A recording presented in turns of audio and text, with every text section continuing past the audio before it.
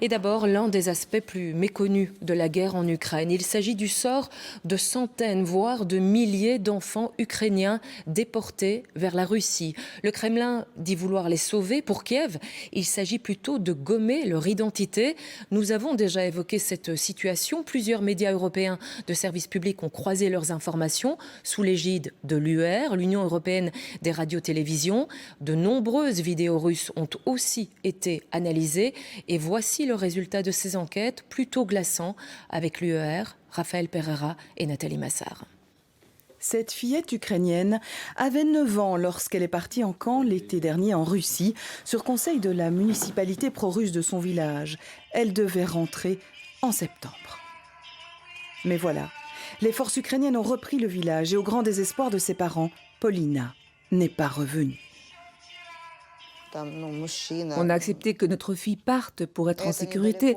Un enfant était mort dans notre rue. Une femme aussi. On pensait bien faire. Comme Paulina, des milliers d'enfants ukrainiens manquent à l'appel.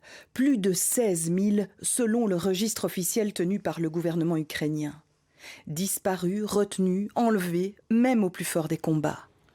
À Mariupol, caché dans un sous-sol avec sa mère, puis blessé, Alexander a été emporté par les Russes lors de la reddition des troupes ukrainiennes. On a été emmenés dans des camions dans un camp de filtration. Là, ma mère a été interrogée et ils m'ont dit qu'elle n'avait pas répondu correctement et qu'on serait séparés.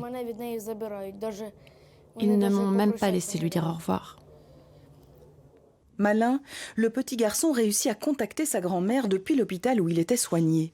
Après un long périple, elle a réussi à le retrouver en territoire occupé et à le ramener en sécurité. Je n'avais peur de rien. Je savais qu'il m'attendrait, qu'on serait réunis et que je serais avec lui. Alexander a eu beaucoup de chance, car c'est un trafic à grande échelle voulu par Vladimir Poutine. Une politique systématique de déportation des mineurs des territoires ukrainiens vers la Russie continentale. Sur ces images de vidéosurveillance, des soldats russes inspectent un orphelinat vidé par les habitants juste avant leur arrivée, mais vite rempli de jeunes capturés dans d'autres régions pour être emmenés en Russie. Ce n'est rien d'autre que le génocide du peuple ukrainien à travers ses enfants. Ils les kidnappent, ils changent leur nationalité, les donnent en adoption sous tutelle, commettent des violences sexuelles et d'autres crimes. Et bien sûr, malheureusement, ils tuent, blessent nos enfants et leur infligent des blessures psychologiques. Tout cela n'est rien d'autre que des signes de génocide. Enfants séparés de leurs parents par la guerre, orphelins, blessés ou pensionnaires d'institutions publiques, c'est un flux constant de jeunes Ukrainiens qui arrivent en Russie pour être adoptés.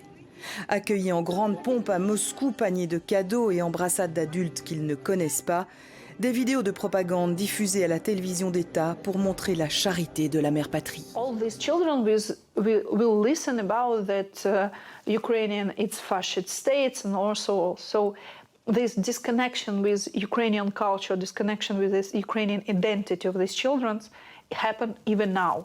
La russification forcée des petits Ukrainiens déportés bat son plein, à l'école mais aussi dans des cérémonies soigneusement mises en scène. La remise d'un passeport russe tout neuf ou une rencontre entre le chef de l'église russe et des adolescents du Donbass a l'air triste. Ces jeunes reverront-ils un jour leur pays ? Avec l'aide des gouvernements étrangers et des ONG, ce combat là aussi, l'Ukraine espère le gagner.